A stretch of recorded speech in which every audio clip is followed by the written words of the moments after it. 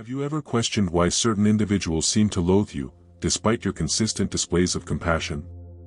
You exhaust yourself trying to assist them. You remain available whenever they require support. Nevertheless, they respond with disdain, reject your assistance, or even actively oppose you. Here's what Carl Jung uncovered that will revolutionize your understanding of human psychology.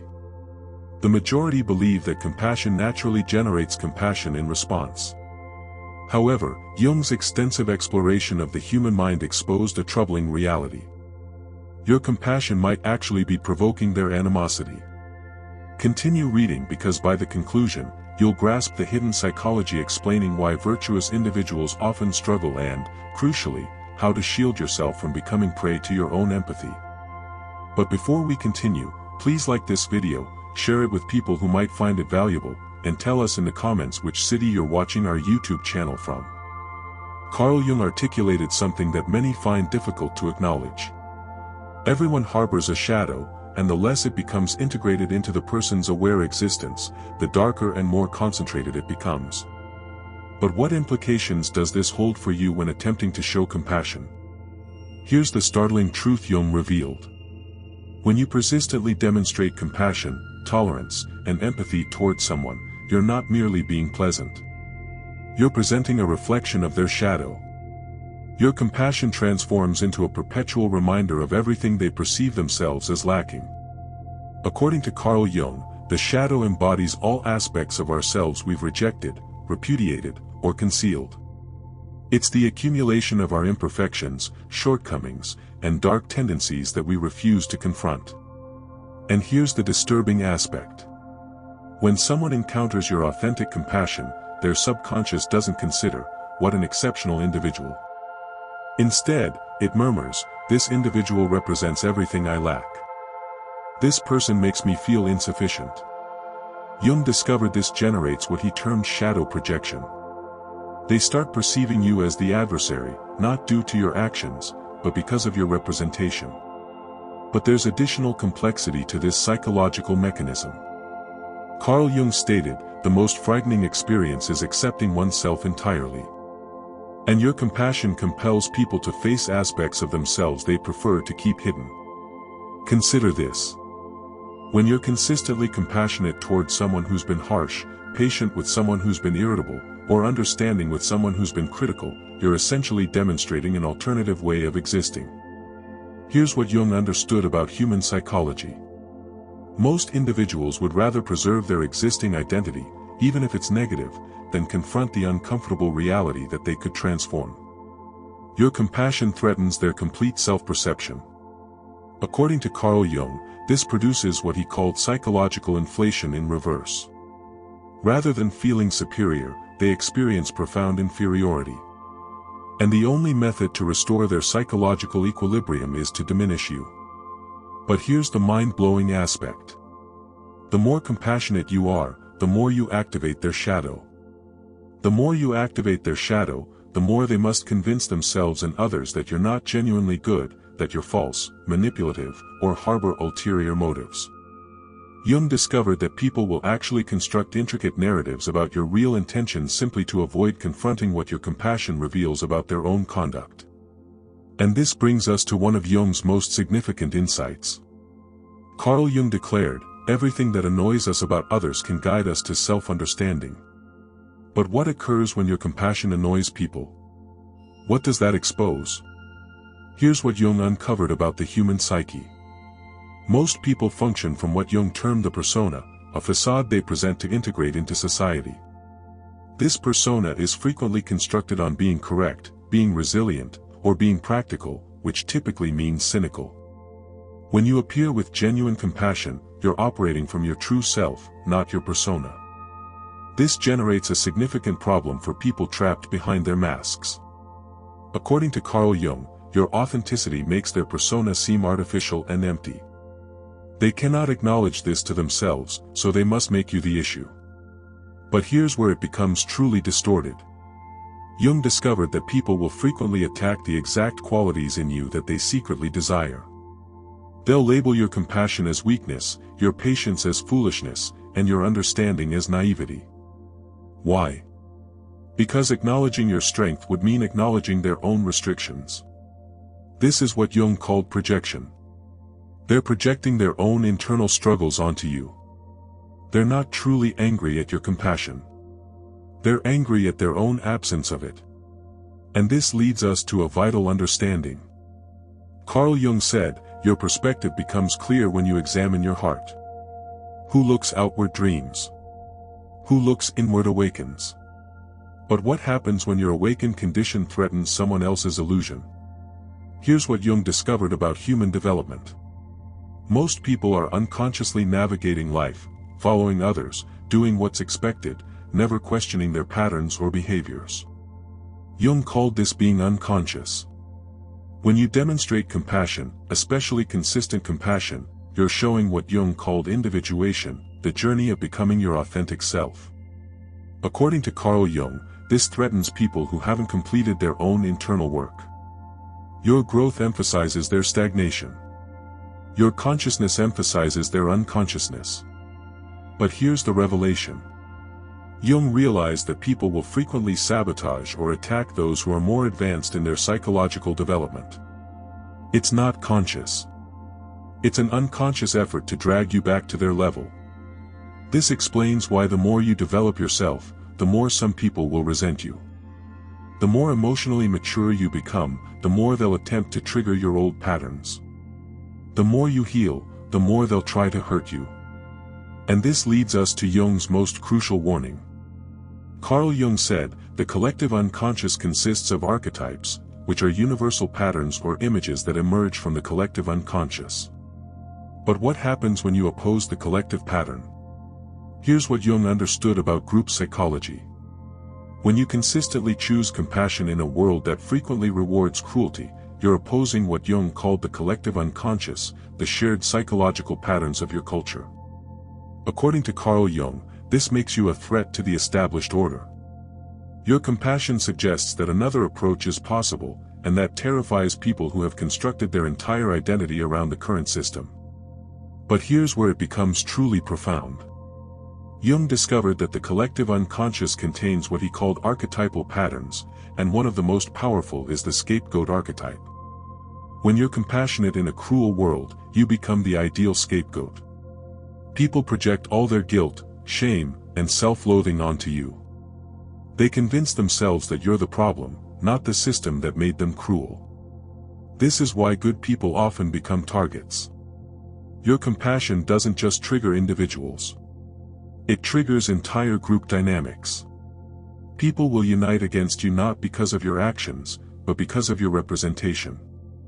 And this brings us to the most important question.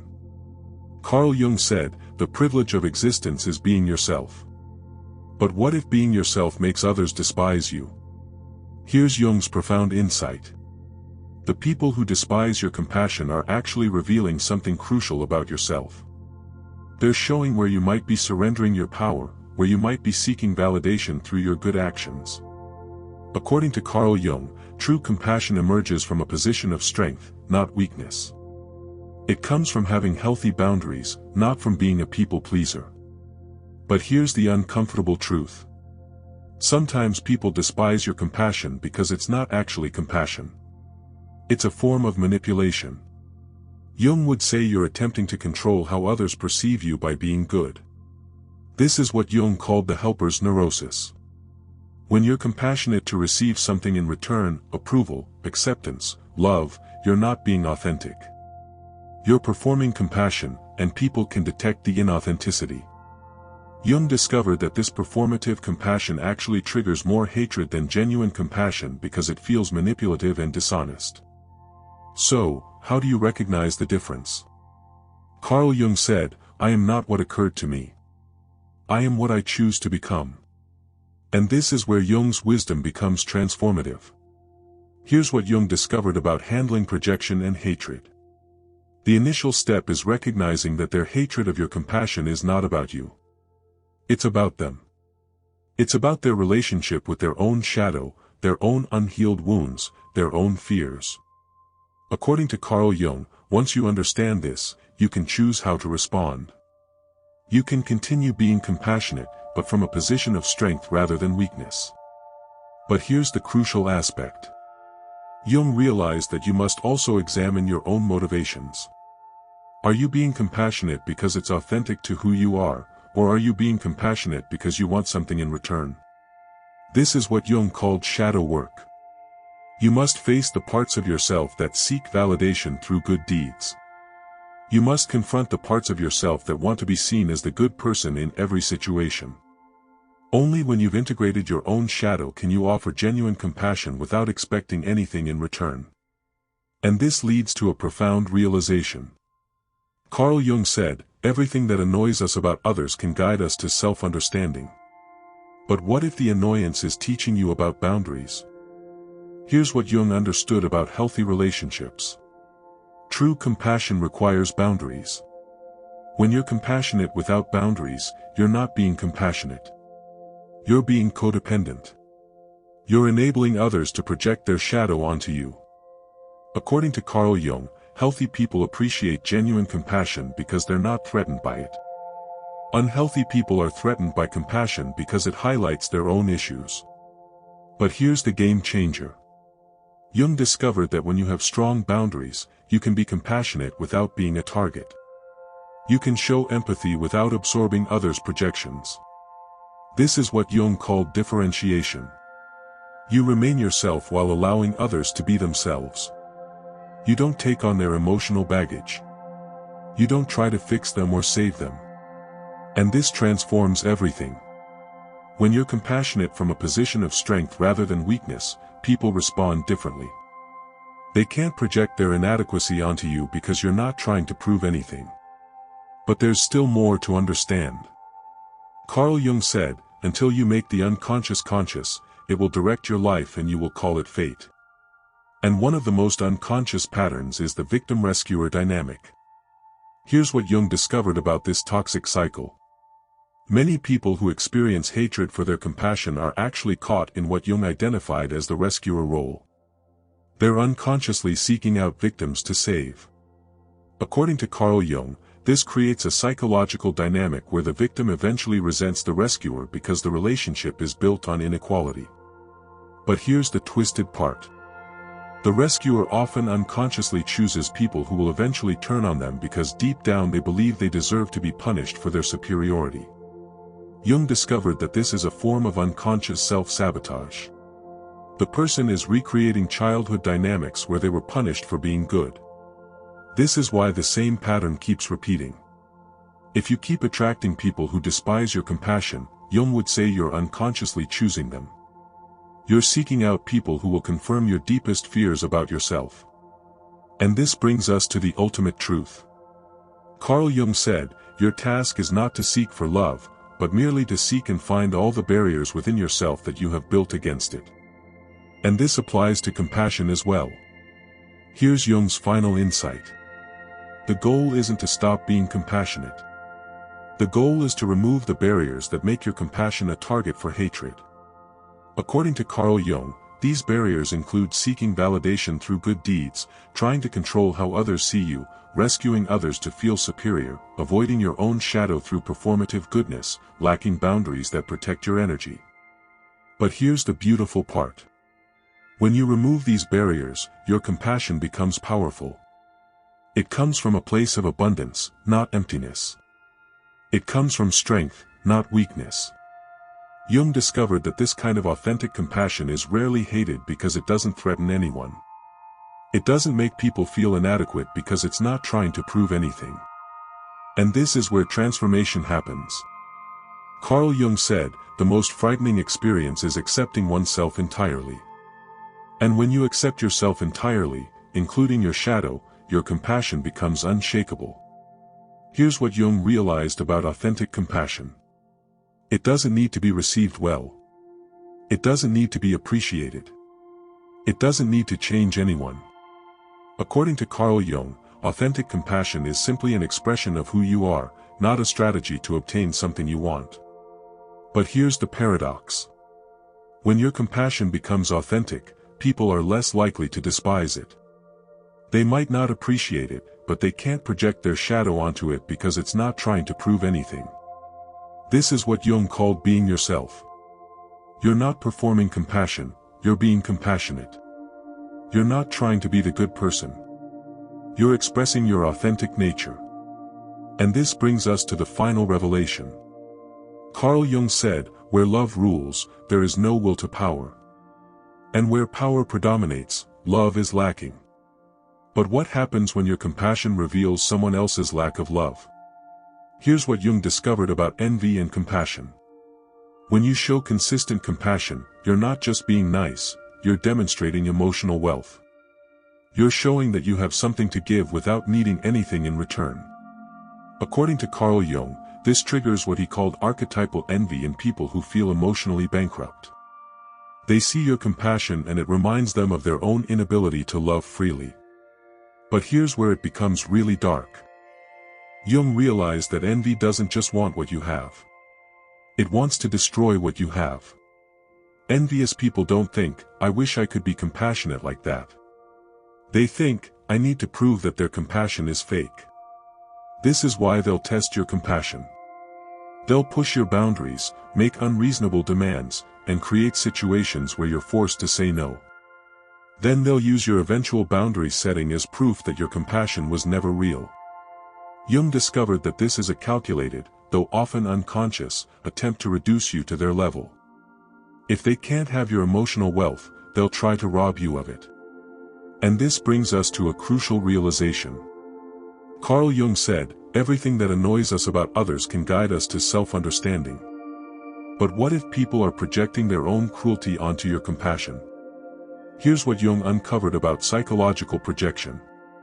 When someone has been cruel or neglectful in their past, they can't believe that genuine compassion exists. Their mind literally cannot compute that someone would be compassionate without an ulterior motive. According to Carl Jung, they project their own manipulation tactics onto you. They assume you're being compassionate to get something, money, sex, control, admiration, because that's why they would be compassionate. But here's the twisted part. Jung discovered that these people will often become obsessed with exposing your hidden motives.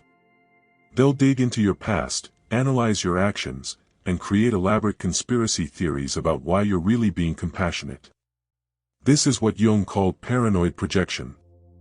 They're so convinced that compassion is impossible that they'll interpret everything you do through the lens of manipulation. A compliment becomes flattery. Help becomes control. Understanding becomes condescension. And the more you try to prove your sincerity, the more suspicious they become. Jung realized that defending your compassion actually feeds their projection. It proves to them that you're hiding something because in their mind, innocent people don't need to defend themselves. This creates what Jung called the authenticity paradox. Carl Jung said, "The wounded healer is an archetype that reflects the psyche's ability to heal itself." But what happens when your compassion threatens someone's wounded identity? Here's what Jung discovered about people who are addicted to their wounds. Some people have built their entire identity around being hurt, abandoned, or mistreated. Their wounds have become their source of meaning, their claim to attention, their excuse for not growing. According to Carl Jung, when you show up with compassion, you're offering them healing. But healing means giving up their wounded identity, and that terrifies them. But here's the shocking truth. Jung realized that these people will often sabotage their own healing to maintain their familiar suffering. They'll reject your compassion, push you away, and then use your absence as proof that everyone always leaves. This is what Jung called the victim's revenge. They punish you for trying to help them because your help implies that they could change, and change is the one thing they fear most. And this explains why the people who need compassion most are often the ones who reject it most violently. They're not just rejecting your help, they're rejecting the possibility of their own transformation. Jung discovered that this creates a psychological prison where they need to keep you as the bad guy to maintain their victim status. But here's where it gets even more complex. Carl Jung said, "The meeting of two personalities is like the contact of two chemical substances. If there is any reaction, both are transformed." But what if someone refuses to be transformed by your compassion? Here's what Jung understood about psychological superiority. When you consistently choose compassion over cruelty, patience over anger, understanding over judgment, you're demonstrating emotional superiority, not moral superiority, emotional superiority. According to Carl Jung, this creates what he called inferiority compensation in others. They feel small next to your emotional maturity, so they need to find ways to bring you down to their level. But here's the insidious part. Jung discovered that they'll often use your compassion as a weapon against you. They'll call you too nice, naive, or weak to make themselves feel stronger by comparison.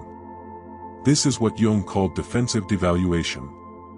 They can't attack your compassion directly, so they attack your intelligence, your strength, or your worldliness. They need to convince themselves and others that compassion equals stupidity. And this leads to a devastating realization. Jung realized that some people would rather be cruel and smart than compassionate and naive. They've equated emotional intelligence with intellectual weakness. But here's where Jung's insight becomes liberating. Carl Jung said, "The most frightening experience is accepting oneself entirely." And your compassion forces people to confront their own self-acceptance. Here's what Jung discovered about the authenticity test. When you're genuinely compassionate, you're operating from what Jung called the authentic self. You're not performing. You're not calculating. You're simply being. According to Carl Jung, this authenticity is like a truth detector. It reveals everyone else's inauthenticity, and that makes them deeply uncomfortable. But here's the profound part. Jung realized that people who despise your compassion are often people who have never experienced their own authenticity. They've been performing their whole lives, so they can't believe that you're not performing too. This is what Jung called the performance trap. They're so used to manipulating others through their behavior that they assume everyone else is doing the same thing. Your genuine compassion breaks their understanding of how the world works. And this creates what Jung called cognitive dissonance. Their mind cannot reconcile the existence of genuine compassion with their worldview that everyone is selfish and manipulative. So they have two choices: either change their entire worldview or convince themselves that your compassion is fake. Guess which one they choose. But here's where Jung's wisdom becomes transformative. Carl Jung said, "Your perspective becomes clear when you examine your heart. Who looks outward dreams. Who looks inward awakens." And awakening means developing what Jung called emotional sobriety. Here's what Jung discovered about emotional sobriety. Just as an alcoholic needs to stay sober around alcohol, emotionally healthy people need to stay sober around emotional manipulation. According to Carl Jung, when you're emotionally sober, you can see clearly when someone is projecting their wounds onto your compassion. You don't take it personally because you understand it's not about you. But here's the crucial part. Jung realized that emotional sobriety doesn't mean becoming cold or distant. It means being compassionate without being naive, empathetic without being codependent. This is what Jung called conscious compassion. You can see someone's pain without taking on their pain. You can understand their projection without accepting their projection. You can be compassionate without being a victim. And this transforms everything. When you're emotionally sober, their hatred of your compassion becomes information, not injury. It tells you about their inner world, not your worth. Jung discovered that this allows you to maintain your compassion while protecting your energy. You don't become cruel in response to their cruelty, but you don't become a doormat either. And this leads us to the most important insight. Carl Jung said, "I am not what occurred to me. I am what I choose to become." And what you choose to become determines how your compassion is received. Here's Jung's ultimate wisdom. People don't despise genuine compassion. They despise the threat that compassion represents to their ego, their persona, their unhealed wounds. According to Carl Jung, your job is not to make your compassion palatable to wounded people. Your job is to ensure your compassion is genuine, boundaried, and comes from a place of strength. But remember this crucial point. Jung discovered that the same compassion that triggers hatred in some people creates deep appreciation in others. The difference is their level of consciousness and self-acceptance. So here's your choice. You can continue being compassionate while protecting yourself from projection. You can maintain your authenticity while setting boundaries. You can express your nature while refusing to be a target. This is what Jung called individuation, becoming fully yourself regardless of how others respond. And this is the path to freedom. When you understand that their hatred of your compassion is about them, not you, you can choose how to respond. You can be compassionate without being a victim. You can be authentic without being a target. Because ultimately, as Carl Jung discovered, the goal isn't to be liked by everyone. The goal is to be true to yourself while maintaining healthy relationships with those who can appreciate your authenticity. And that, my friend, is the secret to being compassionate in a world that sometimes despises compassion. You don't change who you are. You become more of who you are with better boundaries and clearer intentions. Because Carl Jung was right when he said, your perspective becomes clear when you examine your heart. Who looks outward dreams. Who looks inward awakens. And an awakened person's compassion is unshakable. But here's the final truth Jung would want you to understand. The people who despise your compassion are actually your greatest teachers. They're showing you exactly where you need stronger boundaries, clearer intentions, and deeper self-acceptance. They're not your enemies. They're your mirrors. And when you can see them as mirrors instead of threats, you've mastered the art of being compassionate in a world that sometimes can't handle compassion. This is what Jung called the transcendent function, the ability to hold paradox, to be compassionate and strong, empathetic and boundaried, understanding and protected. And this is the mastery Jung discovered. When you can be compassionate without needing appreciation, helpful without needing gratitude, and understanding without needing validation, you've achieved what Jung called psychological freedom. You're no longer a victim of other people's projections, and you're no longer a prisoner of your own need for approval. You're simply, authentically, powerfully compassionate, and that changes everything. Remember, the people who despise your compassion are showing you their wounds, not your weaknesses. Your job is to stay compassionate while protecting your energy, setting boundaries, and choosing relationships with those who can appreciate your authentic nature. Because as Carl Jung ultimately discovered, the world doesn't need less compassion. It needs more people who are compassionate from a place of strength, not weakness. And now you know the difference. Now you have Jung's roadmap to being authentically compassionate in a world that sometimes can't handle authentic compassion. The choice is yours. The power is yours. The freedom is yours. Use it wisely. Thank you so much for staying with me through this exploration. If you found value in today's discussion, don't forget to subscribe to the channel and share this video with someone who might benefit from it. And if you'd like to go a step further in supporting this work, you can now leave a super thanks below. It's a small way to say thank you, and it truly helps keep this channel going.